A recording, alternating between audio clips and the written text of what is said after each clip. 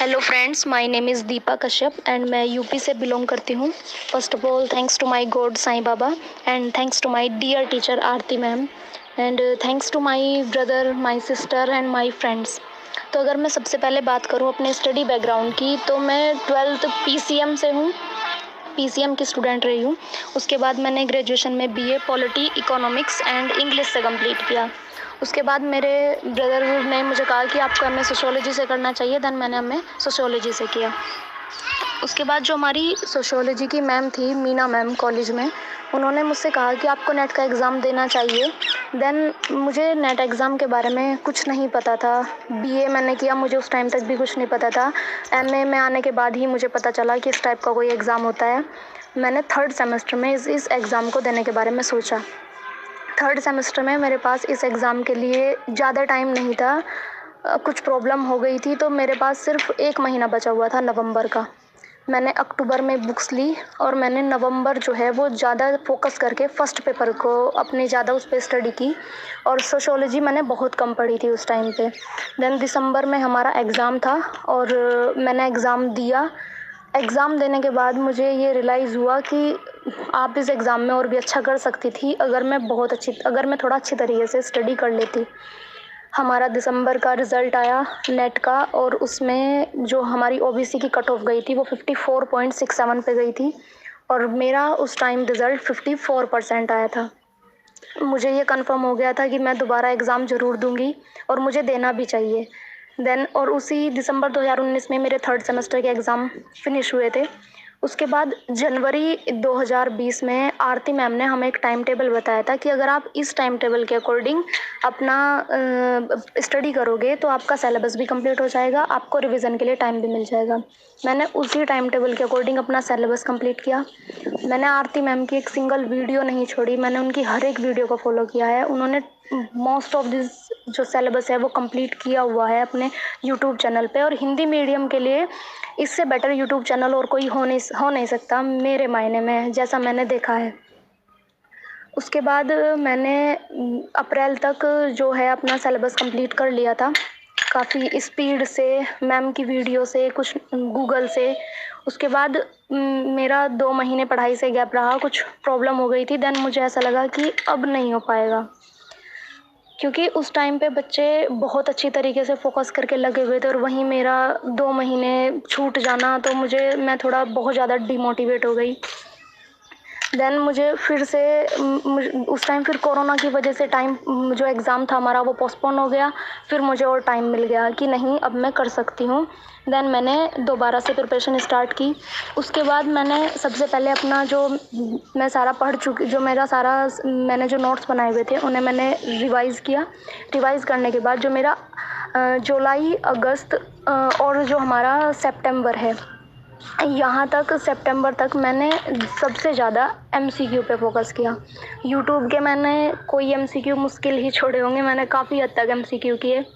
अक्टूबर में मैंने previous year question किए थे, और उसके बाद नवंबर में हमारा एग्ज़ाम हो गया था, और अभी हमारा रिज़ल्ट आया है जिसमें मेरा जो है 1 दिसंबर को हमारा रिज़ल्ट आया, उसमें मेरा 65.33% के साथ जेआरएफ हो गया है।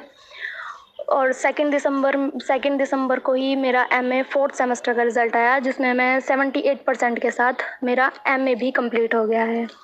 तो यही थी मेरी स्टडी के बारे में जो बताना था मुझे। उसके बाद अगर मैं बात करूँ स्ट्रगल के बारे में, तो स्ट्रगल तो नेचुरल है, हर किसी की लाइफ में होता है, मेरी लाइफ में भी था। मैम ने भी अपने बारे में बहुत ज़्यादा बताया हुआ है जिससे आप इंस्पायर हो सकते हो। तो स्ट्रगल तो ये क्या कहना है इसके बारे में, तो हर किसी की लाइफ में होता है, बस हिम्मत होनी चाहिए इसको झेलने की। मतलब आप किस तरीके से इसको कवर कर सकते हो। परिस्थितियाँ कितनी भी टफ़ क्यों ना हो, कितनी भी हार्ड क्यों ना हो, हमें उनके सामने झुकना नहीं चाहिए। हमें उन्हें उन्हें पीछे कर देना चाहिए, मतलब हमें खुद को आगे निकालना है किसी भी तरीके से। मेरा भी 2 महीने बीच में गैप हो गया था, देन मुझे लगा कि अब तो मैं कुछ भी कर लूँ, मेरा जेआरएफ तो नहीं हो सकता। लेकिन फिर भी मुझे मोटिवेशन मिला कि नहीं, मैं कर सकती हूँ और मुझे करना चाहिए। अगर मैं मोटिवेशन की बात करूँ तो मैंने आरती मैम की जो 9 क्लासेस पे उनकी जो वीडियो उन्होंने डाली हुई है अपने जेआरएफ के टाइम पे, मैंने उसे 2-3 बार देखा। मैम ने जो अपने यूट्यूब चैनल पे अपनी बताई हुई है यूपी पीजीटी के बारे में या फिर एनटीए नेट जेआरएफ के बारे में, मैंने उसे भी कई बार देखा, तो उससे बहुत ज़्यादा मोटिवेशन मिलता था। और अगर मोटिवेशन की आप अगर बेसिक बात करें तो आप मोटिवेशन का जो सोर्स है सबसे पहले आप खुद हैं। आपने पीछे भी इतना ज़्यादा अचीवमेंट किया हुआ है पास्ट में, तो आप उसे लर्न करें कि मैंने पीछे इतना कुछ कर लिया तो मैं अब क्यों नहीं कर सकता या कर सकती, तो आप कर सकते हो। अगर मैं बात करूँ बुक लिस्ट के बारे में, तो मेरी जो पेपर फर्स्ट की बुक थी वो मैंने केवीएस मदान की ली थी, केवीएस मदान सर की। और मैंने पेपर फर्स्ट के लिए एक सिंगल चैनल केवल तलवीर सर को फॉलो किया था और मैंने कोई दूसरा चैनल फॉलो नहीं किया। अगर मैं सेकंड पेपर के बारे में बात करूँ तो सबसे पहले एक मेरी बुक थी सोशल थॉट, जो कि रविंद्रनाथ मुखर्जी की है, एंड मॉडर्न सोशोलॉजिकल थिंकर जो कि एस.एल. दोशी की है, और पर्सपेक्टिव ऑफ इंडियन सोसाइटी जो कि डॉक्टर धर्मवीर महाजन और कमलेश महाजन की है, विवेक प्रकाशन की। सोशियोलॉजी मैंने बीए फर्स्ट ईयर की बुक पढ़ी थी, धर्मवीर और कमलेश महाजन की ही। और उसके बाद मैंने स्टार्टिंग में मैंने एनसीईआरटी को भी फॉलो किया था। उसके बाद मैंने अपनी एक जो हमारी पुरानी गाइड थी एमए की, जो मैम ने बताई हुई थी नेट के लिए, पुरानी गाइड भी मैंने फॉलो की थी, और जो हमारी न्यू गाइड मैम ने बताई थी मैंने उसको भी लिया था। और सबसे इम्पोर्टेंट बात है कि आपका बराबर में आपके पास सिलेबस होना चाहिए। सिलेबस बहुत इम्पोर्टेंट है, एक की है सिलेबस। और अगर बात करें स्टडी आवर्स के बारे में, तो स्टडी आवर्स तो बढ़ाने ही पड़ते हैं, पढ़ना तो पड़ता ही है। अगर आप इतना बड़ा अचीवमेंट ले रहे हैं, आप जेआरएफ कर रहे हैं, तो आपको अपना एक अच्छा टाइम निकाल के उसके लिए पढ़ना ही होगा। अगर मैं अपने डेली रूटीन के बारे में बात करूं तो मेरा जो डे जो स्टार्ट होता था वो मॉर्निंग में 6 AM पे स्टार्ट होता था। मैं 6 AM से लेके मेरा 9 या 9:30 तक मेरा घर का काम कंप्लीट हो जाता था।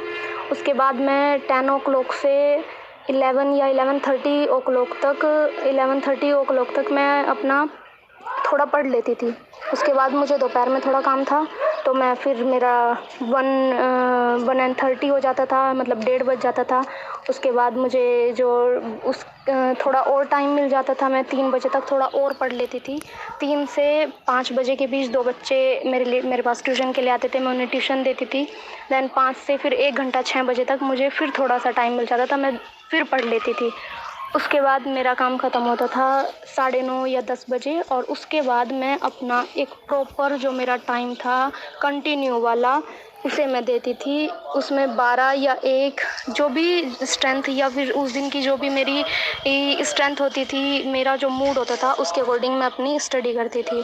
तो यही थी मेरी journey. And thank you so much Aarti ma'am, thank you so much. मैं तहे दिल से आपका धन्यवाद करती हूँ। और हिंदी मीडियम के लिए आपसे बेटर टीचर और कोई हो नहीं सकता, जहाँ तक मैंने जाना है पूरे यूट्यूब चैनल पर। तो मैं आने वाले एस्पिरेंट के लिए सिर्फ इतना ही कहना चाहूँगी कि लगे रहिए, पढ़ते रहिए। वही जैसे आरती मैम कहती हैं कि लगे रहिए अपने गोल की साइड और गोल को अचीव कीजिए। परिस्थितियाँ कितनी भारी क्यों ना हो, वो आपसे ज़्यादा बड़ी नहीं हो सकती। अगर एक बहुत बड़ा स्ट्रगल है तो उसके बाद एक मीठी जीत भी होगी। एंड मैं कहना चाहूँगी कि अगर एक काली रात का अंधेरा छाया हुआ है तो उसके बाद एक सुनहरा सवेरा भी होता है। तो thank you so much again Aarti ma'am.